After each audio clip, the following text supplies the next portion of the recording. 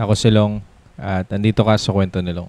At ngayon ikikwento ko kung kamusta ba yung naging setup namin sa Mega Mall. So meron kasi akong dalawang negosyo, isang events rental hub, yung nagpaparenta kami ng tables and chairs, tsaka meron din kami photo and video booths. Meron din computer shop, which is yung PNX Esports Hub. Pero ngayon dito muna tayo magfo-focus sa events. So kamusta yung event namin dun sa Mega Mall? Paano kami nag-prepare?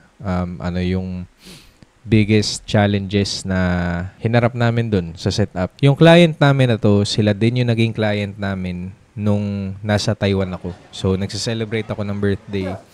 Andun ako sa Taiwan. Tapos yung team ko sa mga partners ko sa Events Rental Hub, yung nag-handle ng event na yun. Nag-book ulit sila sa amin. This time, nagre-rent sila ng 1,200 chairs with covers. Tapos 50 tables with covers. Sa tables, wala namang problema kasi kaya namin. Pero sa chairs, kinailangan namin magdagdag ng sobrang daming upuan. Pati yung covers din. Medyo short kami sa oras.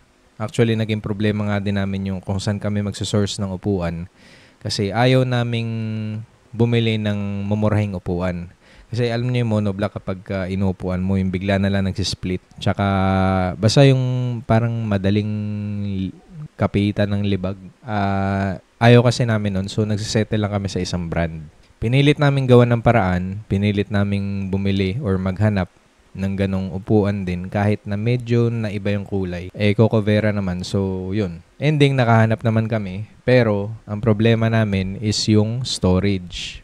Sa ngayon kasi yung storage namin sa Parañaque, medyo na rin, masasabing masikip na din. Kailangan pa namin paggawa ng bubong para medyo dumami yung mailalagay namin mga gamit. Pero ayun yung ginagawa namin ng paraan ngayon.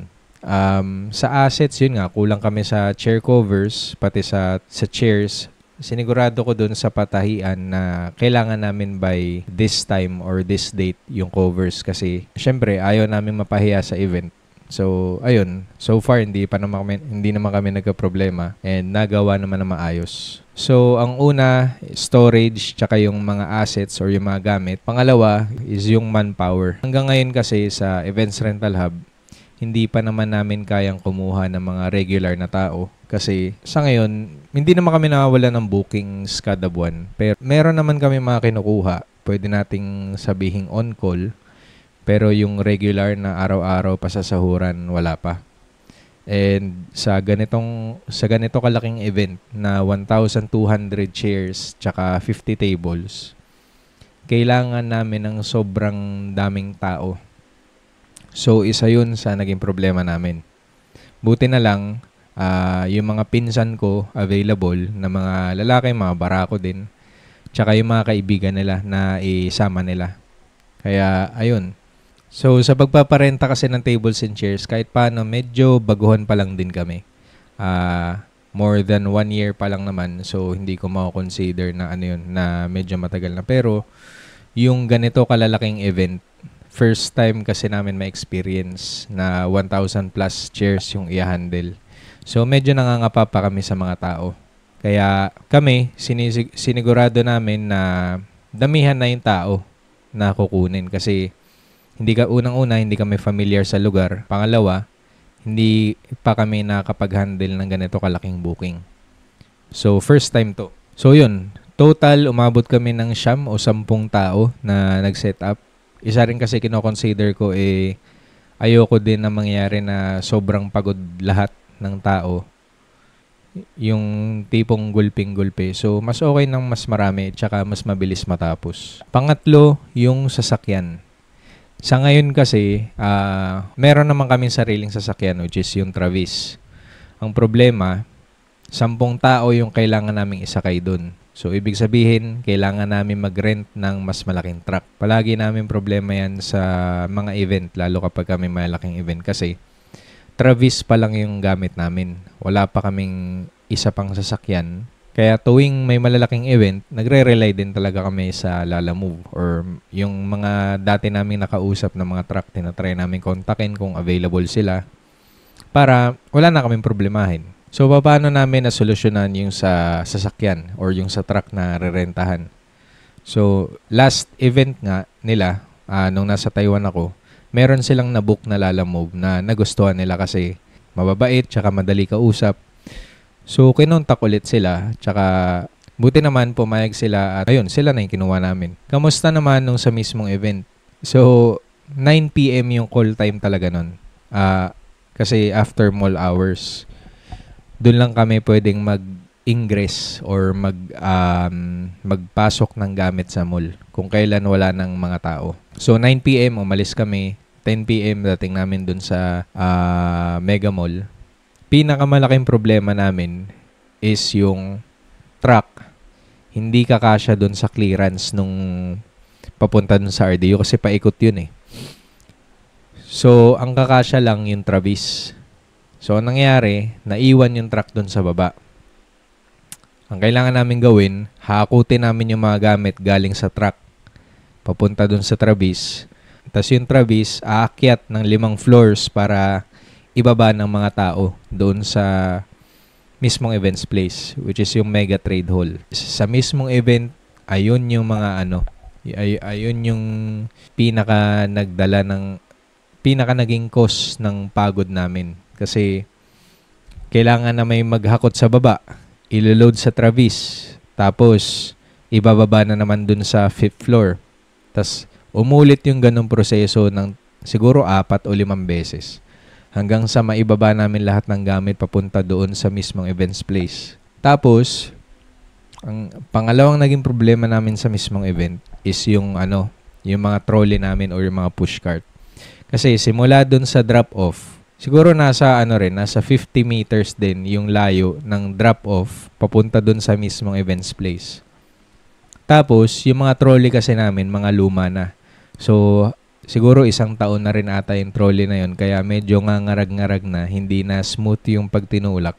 Kaya, isa rin yun sa mga nagpabagal sa amin sa mismong event. Pangatlo, since 1,200 chairs nga yung nandun, naging challenge din sa amin or isa rin sa mga nagpatagal sa pagsiset up yung mano-mano yung ginagawa naming alignment. Mali ko nga yun kasi alam ko na magiging issue yun. Tapos nakakita na ako ng paraan kasi may nakita akong isang supplier na pinag-set up sila outdoor. Isang outdoor event, concert. Parang 20,000 chairs ata yun. Tapos ang request ng client sa kanya na kailangan aligned yung mga chairs. So, naging frustration niya yun sa event, in-story niya, tapos nakita ko yung ginawa nilang paraan. Parang gumamit sila ng lubid para lang mapantay yung mga upuan. Ayun, wala. Ayun yung mga naging issue doon sa mismong event. So, from 9 p.m., alis namin doon sa Events Rental Hub Parañaque. Nakarating kami ng alas 10. Time check 5:07 na, Erp. 5:07 na. Matatapos kami siguro na ito mga 6 a.m. 6:30. Makakawi kami na 6:30 or 7. Natapos yung mismong setup, may araw na, alas 7 na ng umaga. Kasi kasama na dun yung revision, syempre yung break time, yung kain.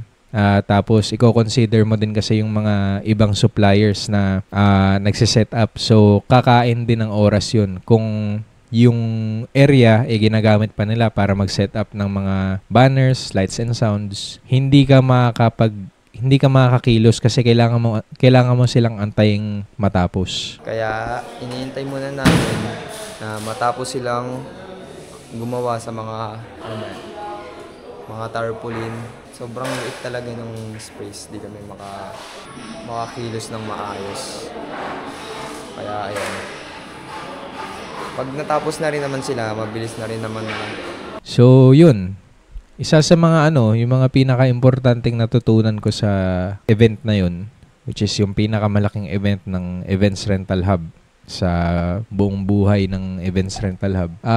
May expose din talaga yung kahinaan ng negosyo pagdating ng mga ganong kalalaking event. Nagte-take ako ng notes kung paano mas magiging smooth kapag dumating ulit yung ganong klaseng opportunity. Paano yung diskarte namin sa tao, gaano karaming tao, gaano kalaking sasakyan, yung pagpe-prepare, yung pagbili ng gloves sa mga tao para kahit paano hindi ganun kasakit sa kamay kapag nagbubuhat sila or nagsiset up, kung paano mabilis yung pag-a-align ng mga upuan. lahat ng kahinaan ng Events Rental Hub, pinakita sa amin ng event na yun. Kaya, ayun, sobrang, na-realize ko na sobrang daming kailangang i-improve ng negosyo namin. Sa tao, sa sasakyan, sa mga gamit. Doon ko rin nalaman na kasi 1 year mahigit na yung events or yung ERH.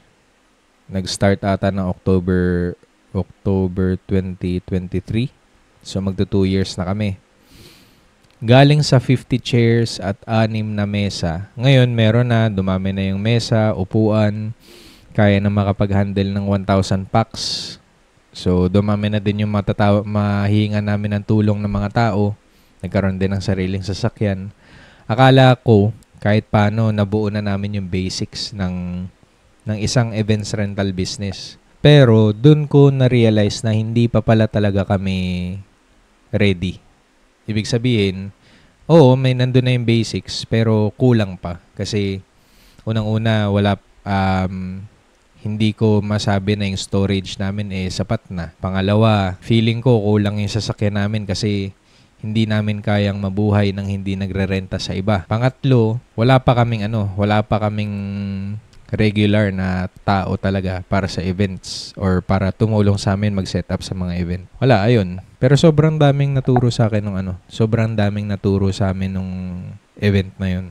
And masasabi ko, sulit na sulit. Pero next week, mas ma-challenge kami kasi mas malaking booking na naman. Titignan namin kung ano naman yung matuturo ng gano'ng kalaking booking. Yun.